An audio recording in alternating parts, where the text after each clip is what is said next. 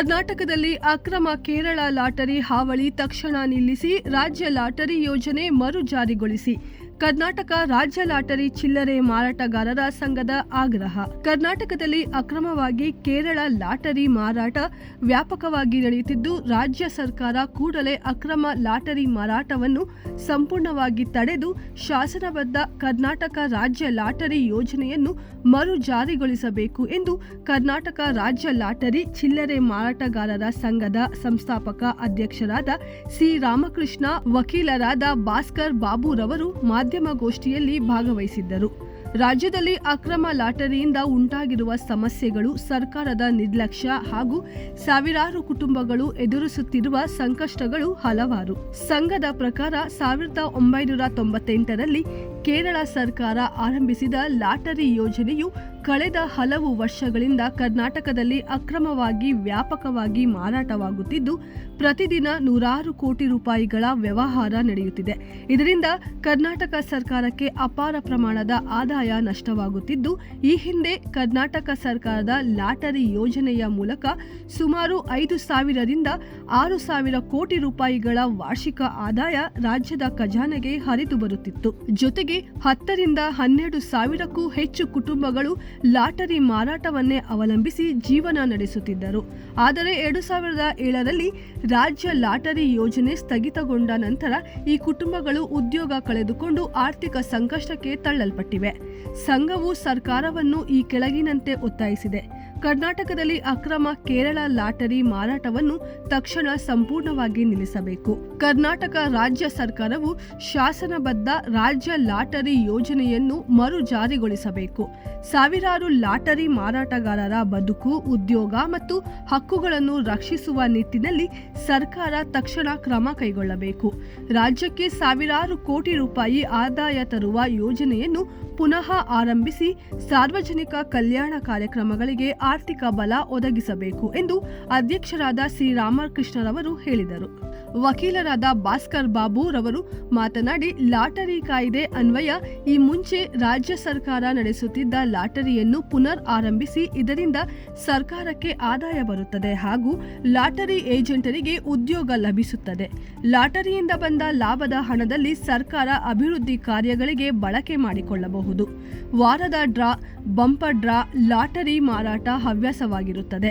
Lottery ಖರೀದಿದಾರರು ಜೂಜಿನ ವ್ಯಸನಿಗಳಾಗುವುದಿಲ್ಲ.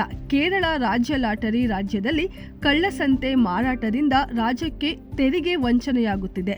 ಕೂಡಲೇ ಮುಖ್ಯಮಂತ್ರಿಗಳು ಕೇರಳ ಲಾಟರಿ ಮಾರಾಟಕ್ಕೆ ಕಡಿವಾಣ ಹಾಕಬೇಕು.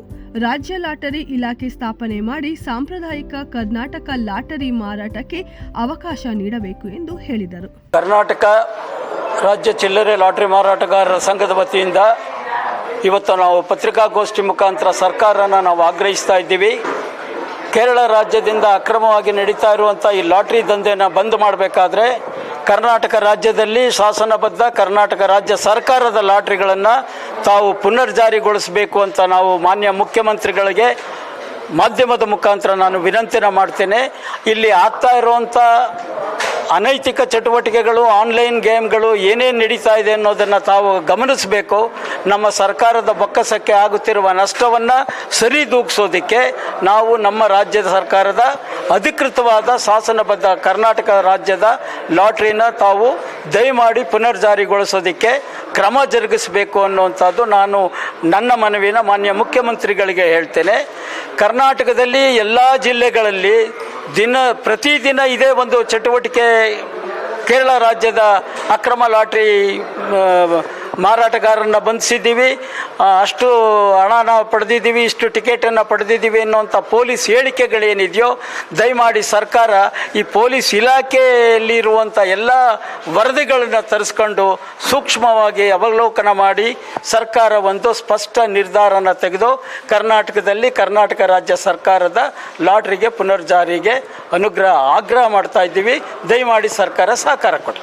ಇಲ್ಲಿ ಕಾನೂನುಬದ್ಧ ಅನ್ನೋದಕ್ಕೆ ಜೊತೆಗೆ ನ್ಯಾಯಬದ್ಧವಾಗೂ ಇದೆ ಕೇಂದ್ರ ಸರ್ಕಾರ ಮಾಡಿರುವಂಥ ಕಾಯ್ದೆ. ಅದರಲ್ಲಿ ಬೇಕಾಗಿರೋ ಅದನ್ನು ಸರಿಯಾದ ರೀತಿಯಿಂದ ಇಂಪ್ಲಿಮೆಂಟ್ ಮಾಡಿಲ್ಲ ಸರ್ಕಾರ.